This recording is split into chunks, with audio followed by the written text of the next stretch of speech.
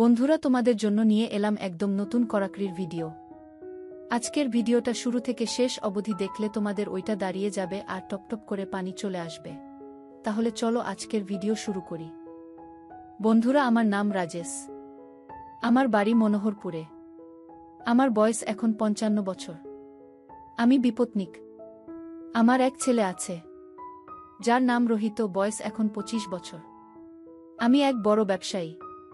কলকাতায় আমাদের বড় ব্যবসা আছে। যদিও আমার ব্যবসা এখন আমার ছেলে রোহিত সামলায়। রোহিতকে কাজের সূত্রে মাঝে সাঝে ভিন রাজ্যে বা বিদেশে যেতে হয়। রোহিত এর মা ওর অনেক ছোটবেলাতেই মারা যায়, যার কারণবশত আমার ইচ্ছা ছিল ছেলেকে তাড়াতাড়ি বিয়ে দিয়ে ঘরে নতুন বৌমা আনা। কারণ একজন মেয়ে মানুষ ছাড়া সংসার ঠিক করে চলে না। যাই হোক, ছেলেকে অনেক কষ্টে আমি একা হাতেই মানুষ করি।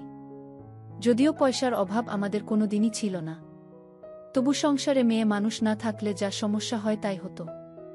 যদিও ছেলেকে সব সময় দেখার জন্য আয়া, বাড়ির কাজের লোক সবই ছিল। যাই হোক, সেসব পেরিয়ে আমার ছেলে পড়াশোনা শেষ করে ব্যবসায় নেমে পড়ল। তাই আমি এবার আমার ছেলের জন্য পাত্রীর সন্ধান করতে থাকলাম। ছেলের মতামত নিতে গেলে সেও বলল আমি প্রস্তুত বিয়ের জন্য। বেশ কয়েকটা পাত্রী দেখার পর বিজয়নগরে এক মধ্যবিত্ত বাড়ির মেয়েকে বেশ পছন্দ হলো আমার। ঠিক করলাম একেই বাড়ির বৌমা করে নিয়ে যাব। মেয়েটির নাম রূপা। রূপাকে দেখতে অপরূপ সুন্দরী।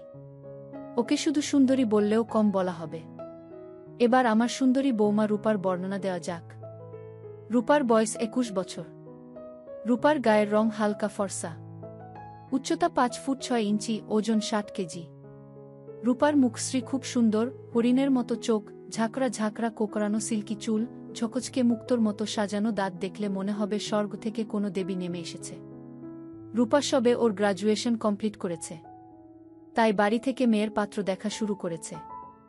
ওর বাবা মা তো আমার প্রস্তাবে রাজি হয়েই গেল। আমার ছেলেও রাজি হলো রূপাকে বিয়ে করার জন্য। অবশেষে ওদের দুজনের বিয়েও সম্পন্ন হল। বেশ ধুমধাম করেই বিয়ে হলো। তবে বিয়ের 1 সপ্তাহ যেতে না যেতেই আমার ছেলের সঙ্গে বৌমার খুব ঝামেলা হতো। আমি এটুকু বুঝতাম যে ওরা দুজন বিয়ে করে সুখী হয়নি, কিন্তু তার কারণ ঠিক জানতে পারলাম না। পরে একদিন যখন আমি ওদের ঘরে শুনলাম, তখন জানতে পারলাম ওদের সুখের জীবন নিয়ে সমস্যা। আসলে আমার ছেলে বৌমাকে সুখী রাখতে পারত না। যদিও এই ব্যাপারে আমি কিছুই জানতাম না।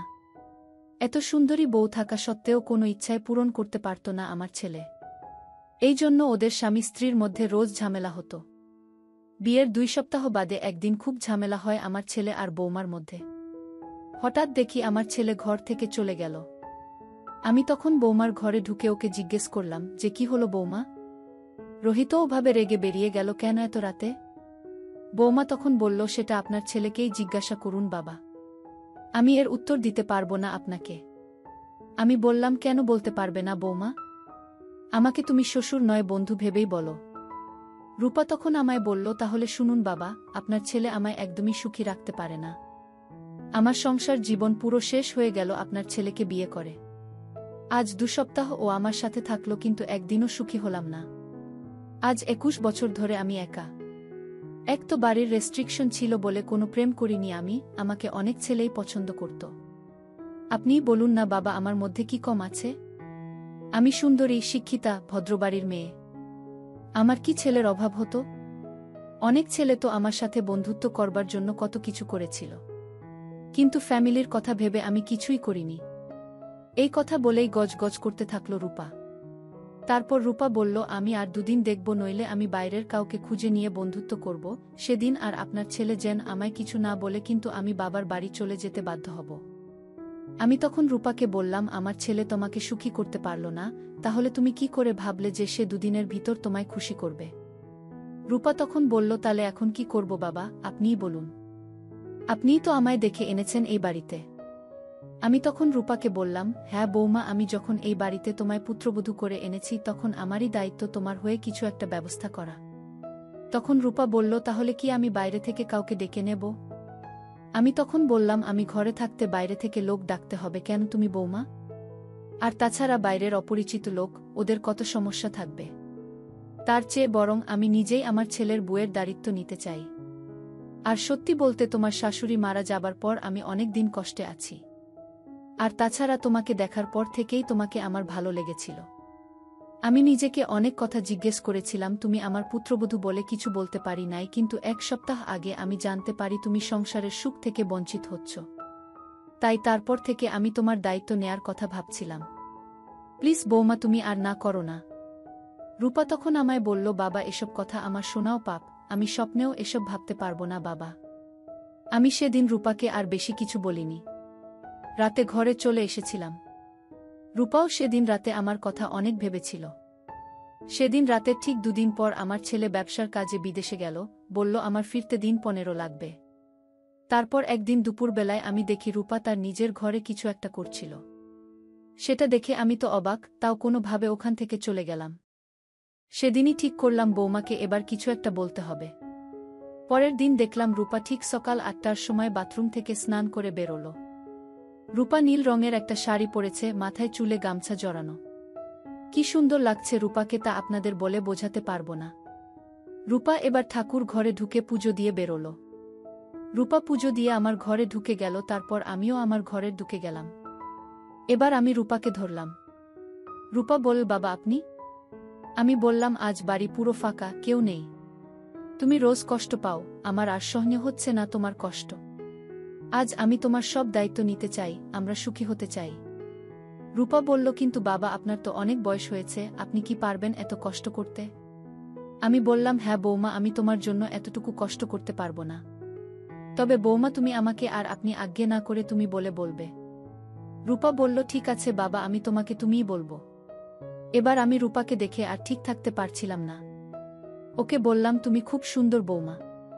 রূপা বলল, তাই? আমি বললাম, হ্যাঁ, আর বললাম, যেদিন তোমাকে বিয়ের পিঁড়িতে প্রথম দেখি সেদিন থেকেই তোমাকে আমার ভালো লেগেছিল। মনে হচ্ছিল তুমি আমার কত বছরের চেনা জানা। সেদিনই ঠিক করে নিয়েছিলাম তোমাকে আমি আমার সংসারে নিয়ে আসব। তারপর বৌমা তার জীবনের সেরা সিদ্ধান্তটি নিয়ে নিল। আমি ঘড়ি দেখলাম, ঘণ্টা 2 কেটে গেছে। এর মধ্যে ও একটু ঘুমিয়ে গেছিল। আমি ডাক দিয়ে ওঠালাম ওকে। বললাম, বৌমা যাও, ফ্রেশ হয়ে নাও, দেরি করো না। রূপার ওঠার ইচ্ছে ছিল না। ও তবু জোর করে উঠল, কারণ রান্না বান্না বাকি আছে। রূপার অবস্থাটা বুঝলাম আমি। ফ্রেশ হয়ে নিলাম আমরা।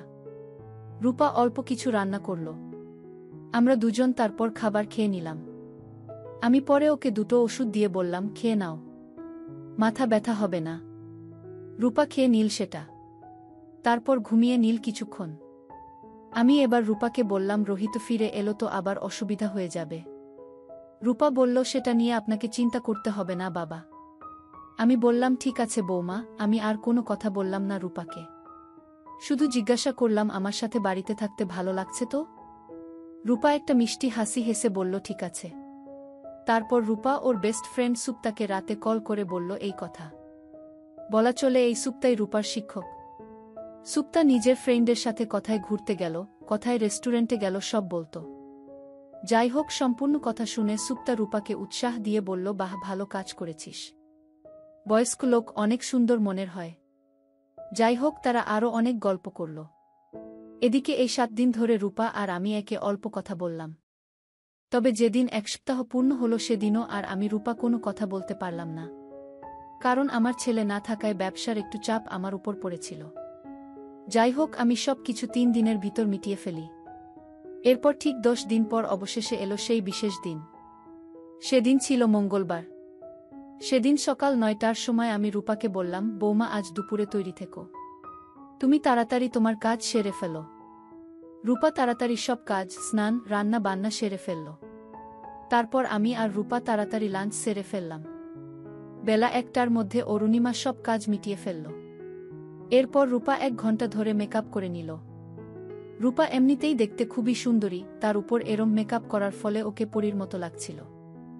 যাই হোক, মেকআপ করার পর রূপার নতুন লুকের একটু বর্ণনা দেওয়া যাক। রূপা লাল রঙের একটা শাড়ি পরেছিল। রূপার চুল তো এমনিতেই ঘন কালো আর কোকড়ানো। তার উপর শ্যাম্পু দেওয়ায় পুরো সিল্কি হয়ে গেছিল। তাছাড়া রূপা খুব সুন্দর করে চুল বেঁধেছিল। রূপার সিথিতে লাল সিঁদুর দিয়ে রাঙানো ছিল। হাতের আঙুলে লাল নেইল পলিশ লাগানো ছিল। ঠিক বেলা 2টার সময় রূপা রুমে আসলো। যাই হোক, আমি এবার রূপার ঘরের দরজায় নক করলাম। রূপা সঙ্গে সঙ্গে ঘরের দরজা খুলে ফেলল। দরজা খোলার সাথে সাথে রূপার দিকে তাকিয়ে আমি অবাক হয়ে গেলাম, যার ফলে আমি সামনের কমন রুমটায় দাঁড়িয়েই দেখতে থাকলাম।